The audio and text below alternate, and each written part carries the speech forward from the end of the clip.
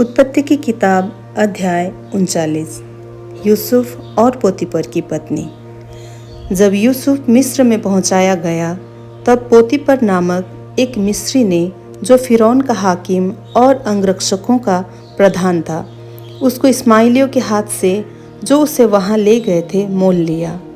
यूसुफ अपने मिस्री स्वामी के घर में रहता था और यहोवा उसके संग था, इसलिए वह भाग्यवान पुरुष हो गया।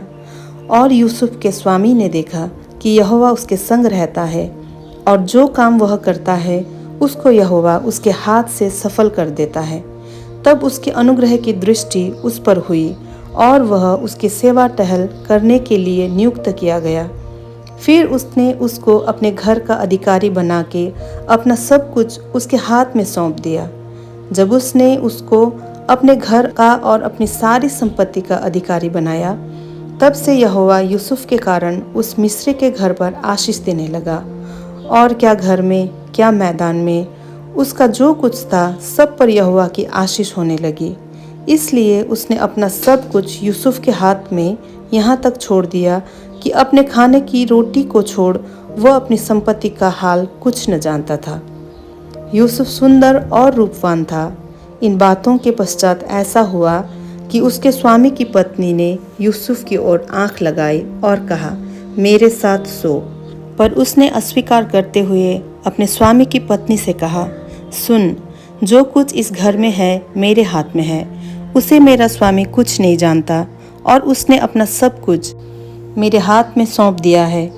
इस घर में मुझसे बड़ा कोई नहीं और उसने तुझे छोड़ जो उसकी पत्नी है मुझसे कुछ नहीं रख छोड़ा।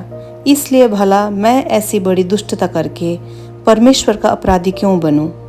और ऐसा हुआ कि वो प्रतिदिन यूसुफ से बातें करती रही, पर उसने उसकी न मानी कि उसके पास लेटे या उसके संग रहे।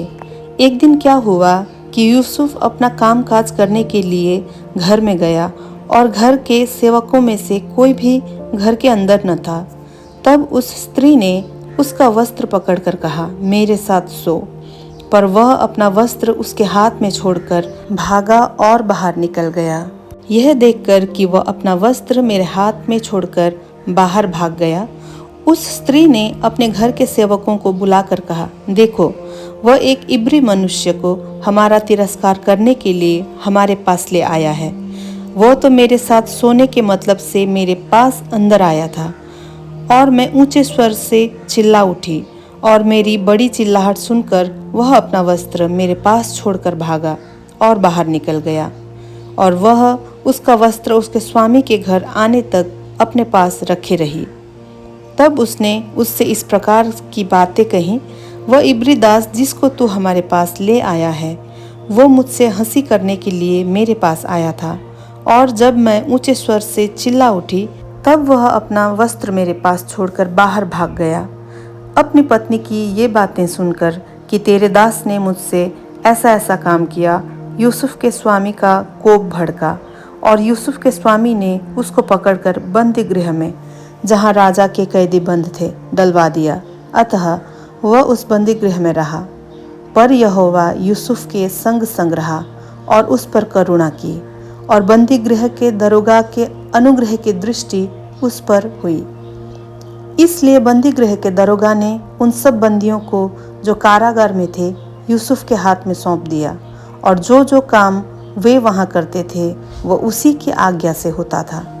यूसुफ के वश में जो कुछ था उसमें से बंदी गृह के दरोगा को कोई भी वस्तु देखनी न पड़ती थी, क्योंकि यहोवा यूसुफ के साथ था और जो कुछ वह करता था यहोवा उसको उसमें सफल कर देता था।